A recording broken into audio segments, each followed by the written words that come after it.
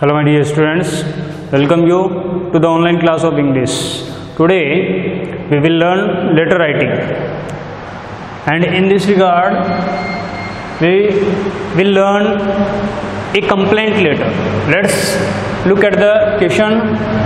Letter writing question number 2.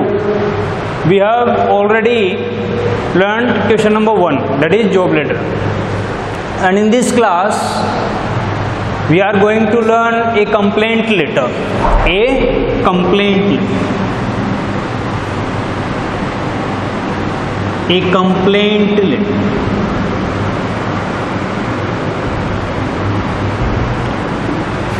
Now the question is your annual. Suppose you imagine your annual exams are going on. Your annual exams are going on. आपकी जो वार्षिक परीक्षाएं हैं वो जारी हैं. Some people play loud speakers. कुछ लोग लाउड स्पीकर्स बजाते हैं इन योर लोकेलिटी. लोकेलिटी मतलब आपका इलाका, आपका एरिया है, लोकल एरिया आपका, आपकी जो बस्ती है वहाँ पर कुछ लोग लाउड स्पीकर्स बजाते हैं. You can't concentrate. कंसंट्रेट मतलब ध्यान लगाना, ध्यान देना. ऑन योर स्टडी, और आप अपनी पढ़ाई पर ध्यान नहीं लगा पाते हो. Right a complaint letter. देखो ध्यान देना, एक कंप्लेंट लेटर है. ये कंप्लेन नहीं है. कंप्लेन वर्ब होता है और ये नाउन वर्ड है. तो देखो एक कंप्लेंट लेटर, तो यहाँ पर है ए लेटर के लिए है, इसीलिए ये एडजेक्टिव वर्ड माना जाएगा. शिकायती, ये क्या हो गया? शिकायती, इसलिए एडजेक्टिव वर्ड हो जाएगा. ये एक कंप्लेंट लेटर, एक शिकायती letter. Write a complaint letter to the collector. किसको लिखना है? कलेक्टर को लिखना है. Of your district. आपके जिले का जो कलेक्टर है उसको शिकायती लेटर लिखो. रिक्वेस्टिंग. रिक्वेस्टिंग मतलब निवेदन करते हुए. किस बारे में निवेदन करते हुए? To ban. बैन का मतलब क्या है? रोक लगाना. इन्फिनिटिव है. To ban on the use of loud speakers during examination period. Exam की जो अवधि है, एग्जामिनेशन जो पीरियड है, उसके दौरान लाउड स्पीकर्स के उपयोग पर बैन लगाए जाने के लिए निवेदन करते हुए आपके जिले का जो कलेक्टर है उसको एक शिकायती लेटर लिखो. एक कंप्लेंट लेटर है. अब जैसा कि ये फॉर्मल लेटर है, कंप्लेंट लेटर है, हम क्या पढ़ रहे हैं? हम पढ़ रहे हैं फॉर्मल लेटर. और फॉर्मल लेटर है उसका पैटर्न आपको समझाया जा चुका है. इसीलिए सबसे पहले अपना एड्रेस आ जाएगा. एड्रेस में देखो ये 16 कोमा का मतलब है आपका हाउस नंबर 16 है. इसके बाद में लेन नंबर, छोटा आपका जो क्या है घर के पास का एरिया है उसका एड्रेस. घर के एड्रेस से आपका जो यहाँ पर है टाउन या कस्बा है वहाँ तक का एड्रेस देते हैं. तो सबसे पहले घर कहाँ पर है? लेन नंबर 5, गली नंबर 5 में. और ये गली कहाँ की है? आदर्श बस्ती की है. तो नीचे लिखा आपने आदर्श बस्ती. और आपका जैसे कि कस्बा कोई भी हो गया, जैसे कि यहाँ पर लिख दिया रामगढ़, क्योंकि आपका एड्रेस यदि इसमें दे रखा तो वही होगा. लेकिन क्वेश्चन में क्या है, जिसको लिखना है उसका एड्रेस देते हैं, आपका एड्रेस नहीं देते हैं. आपका एड्रेस आपको खुद देना पड़ेगा. इसीलिए आपने लिखा जैसे कि आपका कस्बा है रामगढ़, और फिर तारीख लिख दी. जिस दिन लिखते हो उस दिन की तारीख हो गई. और जैसा कि एग्ज़ाम से ज़्यादातर कब होते हैं? मार्च के महीने में होते हैं. तो आप यहाँ पर जैसे कि एग्ज़ाम की डेट लिख रहे हो, जैसे कि आज की डेट ये है, जिस दिन लिखते हैं उस दिन की डेट लिख दी. लेकिन जैसे कि एग्ज़ाम की डेट लिखते हैं आप जनरली 8 या 5 मार्च को एग्ज़ाम होता है, तो 5 मार्च यहाँ पर इस तरह से 5 मार्च 2021, जैसे कि इस तरह से आप डेट दोगे. ठीक है. इसके बाद में देखो यहाँ जिसको लिखना है द कलेक्टर डिस्ट्रिक्ट ऑफ, जिसको लिख रहे हो उसका एड्रेस यहाँ पर आएगा. किसको लिखना है? आपके ज़िले का कलेक्टर. आपका जो ज़िला है उसका नाम नहीं है यहाँ पर, जिले का नाम नहीं है, कलेक्टर. और कलेक्टर एक पद है, यहाँ पर पोस्ट है, इसीलिए उससे पहले दी आर्टिकल का यूज होता है, तो आपने दी आर्टिकल लगा दिया. इसके बाद में देखो डिस्ट्रिक्ट ऑफ सिक्कर, जैसे कि रामगढ़ सिक्कर में, तो यहाँ पर सिक्कर लगा दिया.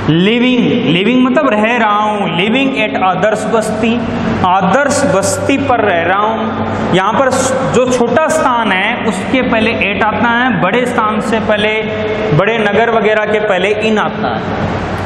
जैसे कि आगे एक आदर्श बस्ती कहाँ पर है, रामगढ़ में, इसीलिए रामगढ़ आगे आया, इसीलिए एट है। या सीधा यहाँ पर एक ही स्थान होता तो आप इन भी लगा सकते हो, वो भी गलत नहीं है।